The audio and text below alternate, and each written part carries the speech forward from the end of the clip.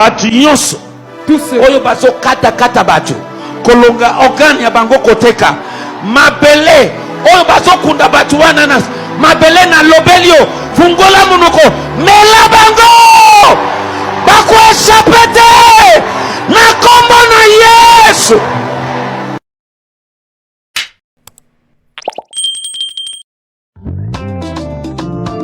Merci na maman Elodie Laure Limbiti pour la chaîne Kitoko.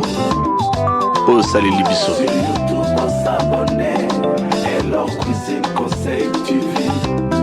Des conseils sur différents sujets de la vie. Soki na sombi yanga bameka ezali pona tala biloko ya pamba te o. Soki nga na koti na internet nasabonaka mingi na kati ya Elor Cuisine Conseil TV epesanga mateya nafanda nayebana nini ya kosala makambo ye mama oyebi kitoko ya mwasi eza kaka nelongi te kitoko ya mwasi pe ezalaka na elubu sur YouTube s'abonner Elor Cuisine Conseil TV des conseils sur différents sujets de la vie.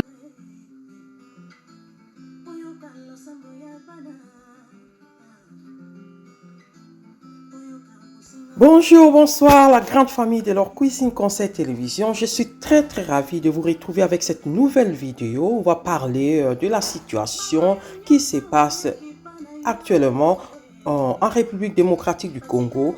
Dans la ville de Kinshasa précisément, il y a des choses graves qui se passent là-bas. Mais tout d'abord, je tiens à vous remercier tout le monde, tous les abonnés de Elor Cuisine Conseil Télévision, parce que vous êtes là, vous êtes nombreux à être là sur Elor Cuisine Conseil TV. Merci beaucoup à vous. Soyez toujours là, likez les vidéos, partagez. Pourquoi pas avec votre communauté, partagez, ça fait toujours du bien de voir que nous sommes toujours nombreux à être là, toujours scotchés sur Elor Cuisine Conseil Télévision. Mais si c'est la première fois pour vous de tomber sur ma chaîne, n'hésitez pas à vous abonner, abonnez-vous gratuitement, likez, activez aussi la cloche de notification quand vous vous abonnez. Activez la cloche de notification, comme ça les prochaines vidéos qui seront publiées ici, vous serez informés automatiquement. Partagez aussi les vidéos avec votre communauté, ça fait toujours plaisir. Alors aujourd'hui, on va parler de cette situation, de la situation qui se passe en République démocratique du Congo, précisément dans la ville de Kinshasa. Il y a des choses graves qui se passent et je pense que grâce à ces images, vous allez certainement comprendre ce qui se passe là-bas. Ça devient très dangereux de se promener avec des taxis dans la ville capitale, dans la ville de Kinshasa, parce qu'il y a des bandits, il y a des groupes de personnes qui se sont trouvés un autre travail qui consiste à enlever des gens, enlever des personnes, que vous soyez vieux ou jeune, vous êtes enlevés et torturés, tués même. Et après, qu'est-ce qu'ils font? Selon l'histoire qu'on a attendue, qu'on a suivi sur les réseaux sociaux, ils peuvent aussi arriver jusqu'à enlever vos organes vitaux pour aller le revendre après. C'est tellement grave cette histoire. Donc comme vous voyez sur les images, ce sont des gens qui ont été arrêtés, qui sont là en train de donner leur témoignage. Je vais vous mettre, c'est en lingala, mais j'essaie un peu d'expliquer pour des gens qui ne comprennent pas, pour des abonnés qui ne comprennent pas les lingala. Donc ces gens que vous voyez sur les images, ce sont des gens qui ont été arrêtés et qui sont là en train de témoigner en fait, en train de dire tout ce qu'ils font, comment ils opèrent, comment ils font pour enlever des gens, comment ils font pour faire du mal aux gens qui prennent le taxi dans la ville capitale. Alors, je vais vous mettre aussi tous les audios. Et d'ailleurs, parmi ces personnes que vous voyez, il y a des filles, des jeunes filles. De jeunes filles qui se font appeler des influenceuses sur les réseaux sociaux. Elles sont là plutôt en train d'influencer des gens sur les réseaux sociaux avec leurs photos, leurs belles photos et tout, pour montrer comme quoi elles ont réussi leur vie, elles ont une bonne vie, alors que c'est pas ça. En fait, c'est pas ça, parce que Là, on vient de voir, on va voir tout au long de cette vidéo que ce sont des filles qui sont là sur les réseaux sociaux comme étant des filles de bonne vie, alors qu'elles sont là, c'est le travail qu'elles font, elles participent dans les enlèvements, des tortures aussi, mais aussi le fait de tuer même des gens. Comme ça, vous prenez le taxi, vous ne rentrez pas, que ce soit des enfants, que ce soit que vous soyez vieux ou jeunes, ils ne choisissent pas. Dès que vous rentrez dans les taxis, ils opèrent. Alors, ils ont été arrêtés et je vais vous mettre les vidéos, comme ça vous allez le suivre par vous-même. Tout ce qu'on peut dire, c'est d'être beaucoup plus prudent quand vous prenez un taxi, que vous voyez, que vous venez de l'Europe pour visiter votre pays. Soyez vraiment prudent. Pourquoi ne pas voyager toujours avec quelqu'un, prendre le numéro d'immatriculation, rester en contact avec vos proches quand vous êtes dans les taxis même et donner votre position, partager votre position avec votre famille, parce qu'il y a des gens comme ça, eux là, ils sont arrêtés, mais certainement qu'il y a d'autres groupes qui continueront à le faire. Donc soyez vraiment prudents et je vais vous laisser maintenant suivre leurs interventions, leurs témoignages qu'ils donnent. Ça fait vraiment froid au dos. Donc ils ont expliqué comment ils arrêtent les gens, plutôt comment ils arrêtent les gens, comment ils le font. Le fait qu'ils montent toujours dans les taxis avec une femme, ça donne confiance en fait. Quand vous êtes client et que vous voulez prendre un taxi, vous voyez une femme dedans, vous vous dites plutôt, ah oui, mais c'est bien, il y a une femme dedans, donc je suis en sécurité. Oh non, vous êtes vraiment, vous n'êtes pas du tout en sécurité, parce que les femmes sont là justement pour attirer les gens, pour donner confiance en fait. C'est vraiment très dangereux.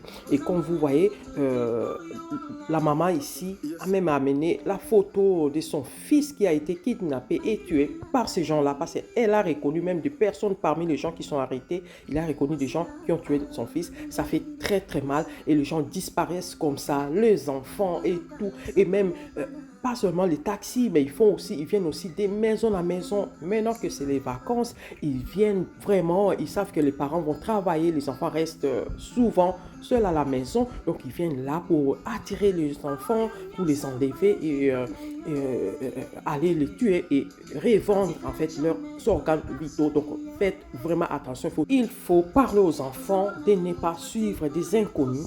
Et quand ils voient que quelqu'un vient à la maison, quelqu'un qu'ils ne connaissent pas, même s'ils citent leur nom, même s'ils s'appellent par leur nom, ils doivent être prudents, ils ne doivent pas suivre des inconnus, parce que ça devient vraiment dangereux. Alors je vais vous laisser suivre la vidéo.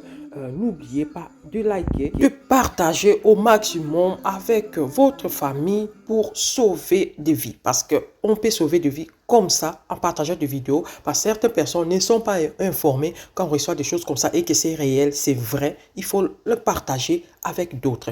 Restez connectés sur Elor Cuisine Conseil Télévision. On se retrouve prochainement avec une nouvelle vidéo. Bye bye. Je suis Nalingala. Naza, grand voleur reconnu, oyo nakamani plusieurs fois dans la police. Naotaki kozala na prison, na bimaki, nazalaki na grâce présidentielle, nazalaki na idée ya kosala suba forfaité, ti naye kokutana na fashion oyo avandi wana aye korekrute ngai. Ayebisi ngai que il faut kokoma kosala ba-enlèvement, ya bandenge kosala yango aza na équipe na ye, na équipe ne bakangai bango bakie na prison. Ayebisi ngai nalingi na souleve su ndenge mo major auti oloba mpona makambo ba-organe. Ye ayebisaki ngai ke ba-organe bazala motu batekaka yango, mais soki bakati motu ba-organe batikaka ye te mpona koefface trace. Donc soki eza na bafamille oyo soki eza na bafamille oyo baenleva ndeko na bango amonana lisusu te, c'est que bakataki baorgane et puis eza na place bakundaki ye. Donc wana il faut kosolola na monsieur Fashion nde. À part ça naye koopere na la police que ngai naza na poso asala su makambo wana te, nde naye kobimisa bande na biso oyo ya monsieur Fashion, et puis na coopérer sous na la police pour bazwa bande oyo ya Isaac nde nayaki koyebisa lisu la police mpona mama oyo aye wana ke mwana na yo akufaki eza nde mesi Isaac moto abomaki ye ndenge babotolaka bamoto na machete wana nde bakataki ye lichette na moto ezalaki surveni ngiringiri. Donc eza ya solo eza na baekipe mosusu mpe oyo ezali oyo baza nano ebele bazosala enlèvement oyo la police naza prêt ya kokopere mpo bazwa bango. Asi baboma bayibaka bolanda kitoko oyo te bolanda kolela oyo te soki akutani na pula yo okosambwa kaka surprise wana nzoka nde ezali na jeune garçon moko baboma na barumbu mama ya jeune garçon wana aye kotémoigner bazi bamoto na bamituko balefaka nango partout bake nango bake bausongo oyo eza na ipekri nde balake fe lelo nazonga prizo bakatela bango baza na prizo ye sikoyo babila nazonga na boye bamani bakangi bango eza marina Isaki na mosusu wana batengelanga kombo baza 5 wana baboma komi nini na barumbu baza na nini na Croix Rouge bafana na Croix Rouge kote ya wariyu koko ya wariyu bango nde bakrimine babomelinga mwana nanga 25 ans kotema komona bajeune boye bala na vie liboso na bango baninga baoluka mbongo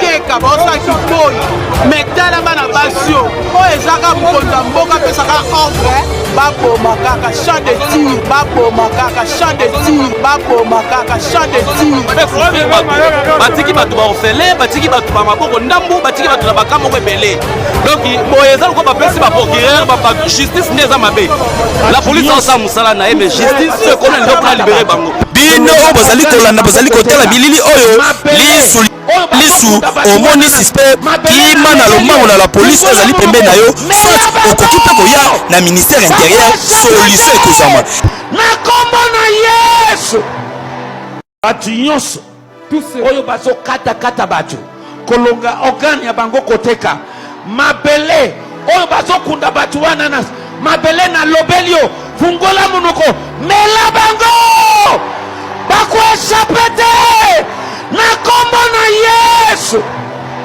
bato nyonso oyo bazokatakata bato kolonga organe ya bango koteka mabele oyo bazokunda bato wana na mabele na lobeli yo fungola monoko mela bango